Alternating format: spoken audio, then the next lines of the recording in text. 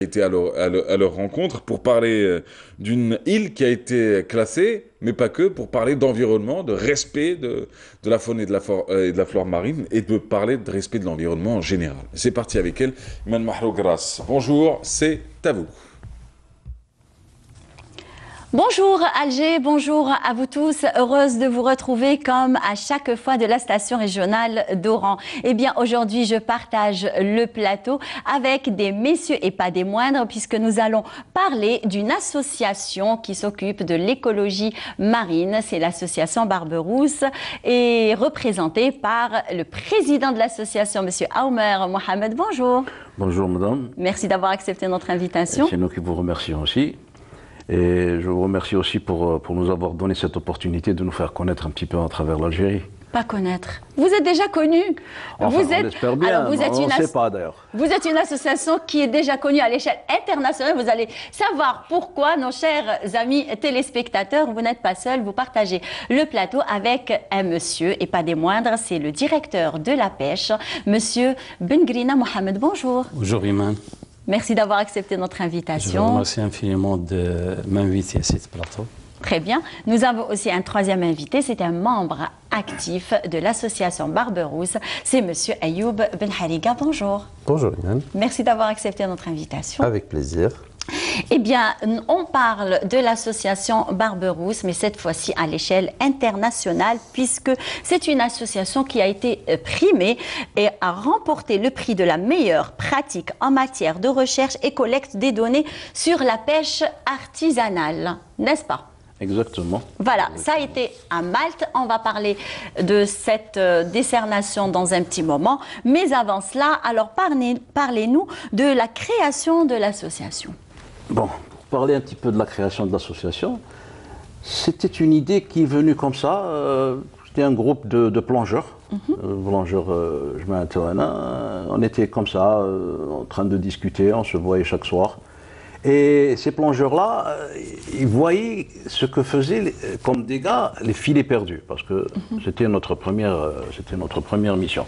Les filets perdus, quand ils sont perdus, ils continuaient à pêcher, ce qu'on appelle une pêche fantôme. Donc, on a vu ces dégâts-là et on s'est dit pourquoi ne pas créer une association, à l'instar des associations étrangères, et récupérer ces filets-là et donner un petit peu de vie à la faune et à la flore marine. Donc c'est comme ça, l'idée elle est venue. Et c'était en quelle année? En 2011, septembre 2011. Ah quand même. Oui, oui, elle est relativement jeune. Hein, jeune, elle est jeune, oui, 8 ans justement. d'âge. 8 ans. 7 ans d'âge. 7 ans. 7 ans d'âge, hein. Et elle a fait beaucoup de choses. Elle a fait un long chemin d'ailleurs. Oui, oui, oui, on a fait un bon chemin, oui. Oui. Alors, et quelles sont les missions primaires de cette association? Au début, puisque vous avez plusieurs missions. Oui, oui. Au début c'était le renflouage des filets perdus. C'était ça. Et puis, bon, le nettoyage des fonds marins. Et on a commencé avec ça. On a commencé à renflouer les filets perdus et nettoyer les fonds marins. Les débuts, c'était le nettoyage des fonds marins. Alors, on ramenait n'importe quoi. Hein. Vous savez, les fonds marins, on trouve de l'aiguille jusqu'à des embarcations au fond de la mer. Donc, on a commencé à faire du nettoyage des fonds marins et le renflouage des filets perdus. Et c'est comme ça que des idées sont venues se greffer, compte tenu du fait qu'on a des sociétaires qui sont des universitaires, et les idées sont commencées à se greffer, ils ont commencé à se greffer, pourquoi faire des études scientifiques, pourquoi ne pas faire ceci, pourquoi ne pas faire cela, il faut se documenter, il faut voir ailleurs. Exactement. Et c'est comme ça qu'on a réussi à mettre en place un comité scientifique qui pilote ces travaux-là et qui donne ces idées. Ces idées-là. Chacun ramène une idée par-ci, une idée par-là, et là vous réunissez. Qui sont discutées, et si c'est faisable, on le fait. On essaie toujours. Si on réussit, c'est bon. Si on ne réussit pas, ben, tant pis. De toute façon, il n'y a rien de perdu. Bien rien de perdu, voilà. C'est déjà un essai. Donc c'est ça l'association. Et l'association a commencé par ses propres moyens. Les membres de l'association, c'était des gens courageux, il faut le dire. Courageux, engagés. Parce que vous avez commencé avec un rien. Rien. Engagés, c'était leur matériel, c'est ça, leur temps, c'est comme ça. Qu'est-ce que vous voulez? Il faut se sacrifier. Eh ben oui. pour le respect de la faune marine. Voilà. Tout ça. Alors, Ayoub Ben Hariga, vous êtes membre actif de cette association. Parlez-nous de vos activités que vous faites qui s'étend quand même toute l'année, pas seulement à une certaine période. Oui, étant plongeur, on plonge quasiment toute l'année quand le temps le permet. Et comme disait Mohamed, on plonge de toute façon et on a décidé de plonger utile. Parce qu'au bout d'un moment, on connaît un peu la côte oranaise, on a plongé. Au bout d'un moment, on s'est dit qu'on a déjà remarqué une dégradation du milieu marin et on s'est dit pourquoi pas plonger utile. Plonger utile, donc l'activité principale qui a été le repêchage des filets. Après, on a développé notre activité. On a eu des projets avec des organismes internationaux pour, par exemple, valoriser l'île Plane. On est co-gestionnaire des îles Abibas. Donc on a commencé à développer et à s'impliquer parce que la cause écologique étant pas très développée, tout est à faire. Donc des associations comme la nôtre, il faudrait des centaines en Algérie. Justement. Pour que la cause écologique soit entendue. Et notre slogan, c'est sensibiliser, agir, protéger. Donc dans un premier temps, on doit sensibiliser. Déjà. On est dans l'action. Et protéger, on verra par la suite. Et de quelle façon vous faites des journées, est-ce que vous organisez des journées de sensibilisation bien précises pendant, par exemple, les saisons estivales, et surtout pendant l'année? Je suppose que c'est difficile quand même pendant l'année, par rapport à la saison estivale, de sensibiliser justement le public au respect de la faune marine. Ce qui est de bien maintenant, c'est qu'on a une certaine couverture médiatique. Merci à Canal Algérie de nous inviter. Merci. Mais on a aussi, maintenant avec les réseaux sociaux, on a un écho plus important. C'est-à-dire que tous les gens, enfin la majorité des gens qui nous connaissent, c'est à travers les réseaux sociaux. Et c'est avec ça qu'on a pu un peu sensibiliser les gens, leur montrer les fonds marins, la beauté des fonds marins, mais aussi leur montrer les dégâts qui sont faits sur les fonds marins. Donc d'où l'intérêt d'avoir une certaine interaction avec les gens. Et c'est principalement sur les réseaux sociaux. Eh bien, vous faites la plongée... Avec l'administratif. Justement, alors, quel est le rôle dans ces journées de sensibilisation au respect qui un petit peu booste le public algérien en général? Parce que déjà, la côte oranaise, elle abrite beaucoup d'estivants, déjà venus d'ailleurs, venus aussi de toute l'Algérie. Oui. Voilà. Donc, comment vous agissez, vous, en tant que directeur de la pêche, dans les journées de sensibilisation? Merci, Iman. tout d'abord يعني تقريبا انا جيت مع وقت جيت لوعرن جيت مع انشاء الجمعيه هذه لاسوسياسيون بربروس وكنا يعني سطرنا بزاف صوالح خدمنا مع بعضنا وكانوا يخدموا دائما اون كولابوراسيون افيك لا ديريكسيون دو لا بيش وحتى لي ديريكسيون الاخرين يعني كنا دائما نسخوا ونعملوا اونسومبل على كل حال. ونظن هذا العمل الجماعي نقدروا نسموها في اطار الديمقراطيه التشاركيه الى صح التعبير. سي ترافاي كوليكتيف. فوالا نجحت هذه الجمعيه وبرزت يعني للوجود. يعني ما كانش تخدم وحدها، هذا هو الفرق بين. سي qu'elle a eu le soutien de la direction de la pêche. فوالا لانها ماهيش فقط وحدها، لو كانت وحدها ما تظهرش. يعني مثلا تحصلت على جائزه من لا فاو en 2016 كان بالترشيح من لا ديريكسيون تاعنا من الوزاره تاعنا، ترشحت على لا سي جي بي ام كاحسن عمل يعني انطلاقا من الاداره تاعنا. D'ailleurs, vous avez misé sur le maillon fort. Le bon cheval quoi. Le bon cheval, exact, le bon numéro. بالضبط هما على كل حال هما كلهم يعني فعلا يعني الجمعيه نقدروا نقولوا اذا ما بلغتش ربما قد تكون من احسن الجمعيات على المستوى الوطني ولا من بين الجمعيات الافضل. علاش؟ لانهم دائما يتطوعوا، دائما يعني يتقربوا من الاداره، ودائما يخدموا مع الاداره، ودائما يعني هم اللي يساهموا، هم اللي يبادروا قضيه الريسيف ارتيفيسيال، هم اللي بداوا به، هم قدموه كمقترح. ومن بعد في اطار التشاور مع ثلاث جامعات، الجماعه القسم نتاع الديبارتمون دو جيني ماريتيم، ديبارتمون دو بيولوجي مارين اورون، وديبارتمون تاع لي سيونس دو مير امستغانم. والتشاور وقت اللي جابوا لنا الفكره، التشاور بقى مده عامين من اوت 2013 حتى المي 2015 باش تنجز المشروع، وطبعا شاركوا فيه الكل ما استثنينا حتى طرف، وكان في اطار لجنه ولائيه اشرف عليها على مستوى الولايه، ومن بعد تم انشاء هذا المشروع اللي هو نقدر نقول لك نموذجي ماهوش الجيري في لا ميديتيراني.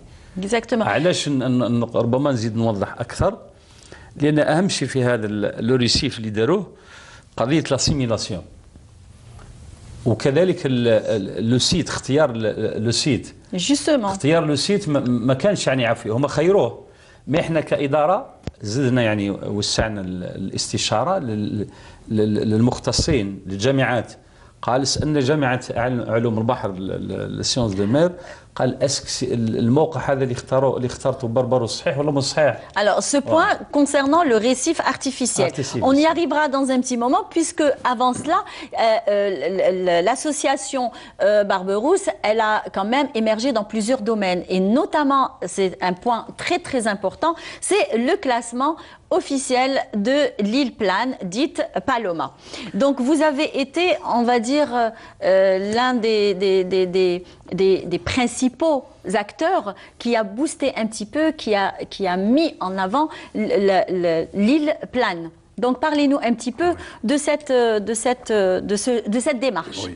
C'est-à-dire, bon, ce que je voudrais dire, c'est que le classement de l'île plane est venu après le récif. Ah d'accord. Oui, c'est parce que c'est récent. C'est très récent, justement, c'est très récent. Ah d'accord, c'est devenu après la discernation. Ah oui. Le récif, c'est en 2015.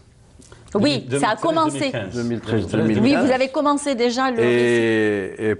Et Paloma, c'est en 2017. 2017. Et le Qarar, il a été signé le 17 septembre par M. Louali. Justement. Voilà. Donc, bon, pour revenir un petit peu à cette particularité de l'île plane, l'association, on a des scientifiques, des gens qui plongent, qui suivent, qui font leurs études. On a parti parce que quand on a des doctorants et tout ça, ils disent des travaux pour eux-mêmes. Hein. Donc on a vu que l'île plane recelait une biomasse très riche. C'est-à-dire que la faune et la flore, elle est très riche. Donc, elle abrite même des espèces très rares. Oui, on voit d'extinction, on voit de disparition, comme par exemple le mérou.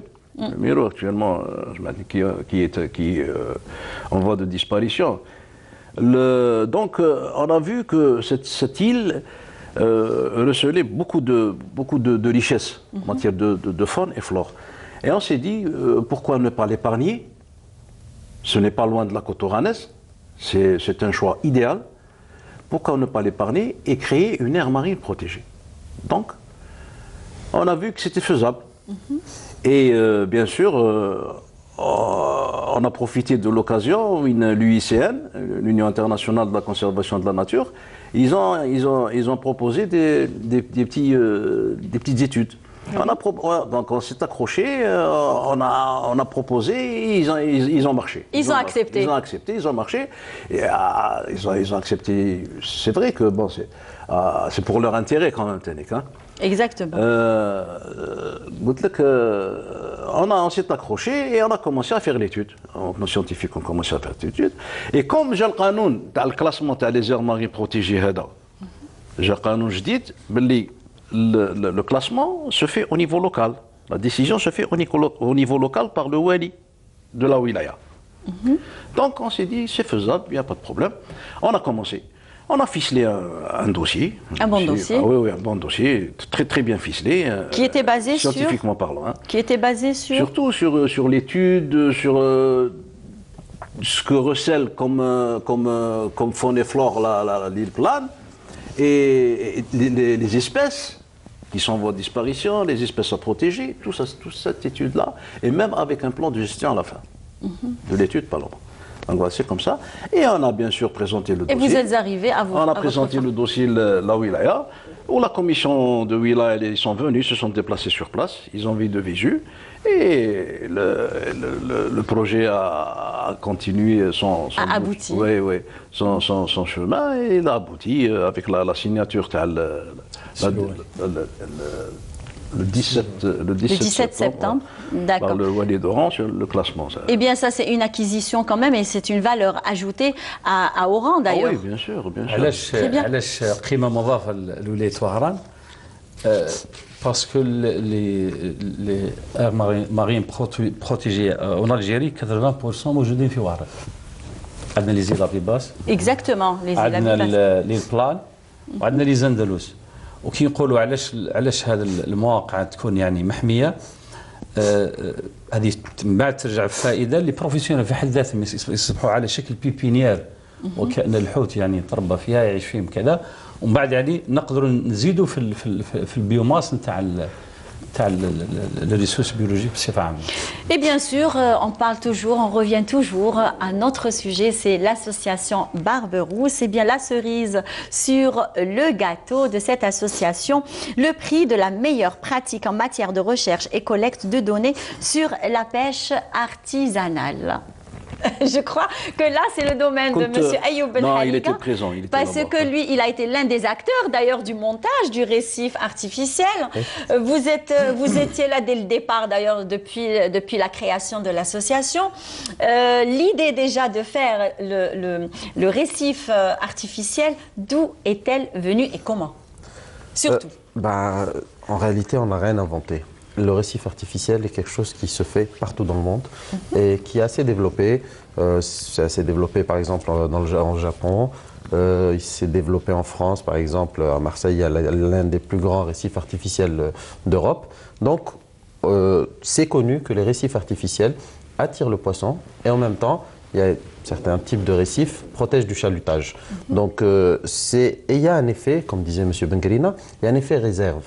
C'est-à-dire que quand il y a une zone dans laquelle le poisson peut vivre et s'accoupler tranquillement, donc ça donne un effet réserve. Et c'est pour ça qu'on collabore étroitement avec la direction de la pêche, c'est-à-dire que la protection de notre côte et le développement de récifs artificiels ne peut être que bénéfique, il y a un effet synergique. C'est-à-dire que quand nous, on va protéger, c'est pour qu'il y ait plus de poissons, qu'on puisse voir, que ce soit protégé, et que les professionnels en profitent aussi. Donc c'est vraiment quelque chose de bénéfique pour tout le monde. Donc dans un premier temps, on a eu l'idée par le récif artificiel, et c'est vraiment un projet qui a... C'est vrai que j'ai participé, mais ça a impliqué tout le monde. Parce que ce récif-là, avant d'être immergé, on a commencé par le fabriquer. Exactement. Encore en amont, on a commencé par faire l'étude. Donc on a fait l'étude avec nos scientifiques, on a commencé par faire l'étude, on a proposé plusieurs choses et on a vu la faisabilité selon nos moyens. Parce que ce n'est pas évident de faire un récif artificiel avec nos moyens. On a des embarcations classiques, on n'a pas des barges. Donc il fallait quelque chose qui soit transportable, immergeable. Pardon, il faudrait que je mette l'accent aussi, c'est très important. L'association Barberousse, c'est la première association qui a fabriqué, qui a monté un récif artificiel.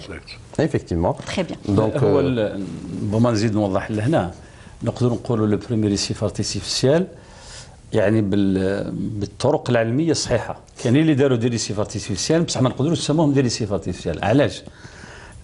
Ils ne sont pas étudiés. étudiés فوالا. مي هنا كي نقول لك شاركوا فيها 3 جامعات. ماشي سهل يعني. Ça veut dire que voilà, exactement. Ah ben c'est la raison pour laquelle qu'elle a pu avoir un premier prix international d'ailleurs du bassin méditerranéen et de la mer Noire aussi. La mer Noire, oui. لما جابوا الفكره احنا قبل ما ينطلقوا هما درنا احنا على مستوى احنا درنا دراسه اقتصاديه اجتماعيه. Vous avez fait une étude socio-économique مع من؟ مع l'association سفينه اللي يديروا لا بيش ارتيزانال. D'accord. درنا معاهم يعني باش لانهم هما يصيدوا في هذيك المنطقه. بعد رحنا للمرحله الاخرى درنا لجنه كوميتي سيونتيفيك اللي فعلا باش تشوف هذا الريسيف اللي قدمته بربروس صحيح ولا مش صحيح. لان هي جمعيه ما عندهاش حق باش دير مباشره لو كان ما تكونش مرافقه من قبل اكومباني بار لي زوتوريتي فوالا. بيان سور. بعد قلنا جماعه نتاع سيونس دو مير كاين في مستغانم اسك لو سيت اللي خيراته بربروس صحيح ولا مش صحيح. طبعا هم شافوا قالوا يعني فعلا صحيح. علاش الموقع صحيح ولا صحيح؟ لان ما نقدرش ندير اي ريسيف في اي مكان. لو كان ندير اي ريسيف في اي مكان مشكله بيئيه بيتم معنى الكلمه. مي جماعه نتاع لابوراتوار تاع سيونس دو مير هما اللي يقول لك يعني فاليداو هذا اللي قال لك فعلا الموقع اللي هو يبعد 2 كيلومتر 350 متر على البلاج دو بوسفر بروفوندور 30 متر، قال فعلا الموقع يصلح. هذا اول حاجه صح. رحنا للمرحله الثانيه. المرحله الثانيه هي قضيه لاسيميلاسيون. لاسيميلاسيون شكون اللي يديروها الناس مكاتب دراسات متخصصه. ما عندناش مكاتب دراسات متخصصه. اذا الجهه الوحيده اللي تقدر دير لاسيميلاسيون هي ديبارتمون دو جيني ماريتيم. والحسن الحظ تاعنا ديبارتمون دو جيني ماريتيم موجوده الا في وهران. اي بن فوالا. في افريقيا ما كانش، كان في. Vous avez eu de la chance, hein, monsieur Aoumar. جيني ماريتيم كان في وهران وكان في جنوب افريقيا، ما كانش جينا. Oui, mais il faut dire aussi, Ben Grina, il faut dire aussi que l'association Barberousse, elle est accompagnée par les autorités et pas, voilà, dès le départ. Parce que pourquoi? Parce que l'association Barberousse, elle est constituée de personnes intellectuelles qui connaissent un petit peu tous les droits, toutes les démarches et ainsi de suite.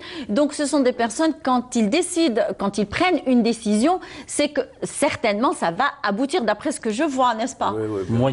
Alors continuez à nous raconter un petit peu le montage de ce récif artificiel. Voilà, donc on a commencé par le faire et comme je disais, ça impliquait tout le monde, c'est-à-dire qu'on a commencé par l'étudier, donc on a opté pour un certain type qu'on pouvait faire, parce qu'on ne peut pas faire tous les types de récifs. Et après, on a fabriqué ce récif. C'était des dalles en béton qui pesaient à peu près une 60aine de kilos chaque dalle. Donc on a fait 68 dalles exactement, 68 dalles en béton qu'on a fabriquées une à une dans la ferme d'un des membres de l'association. Et il a fallu les transporter par camion à la plage de l'Étoile, les prendre dans nos embarcations classiques.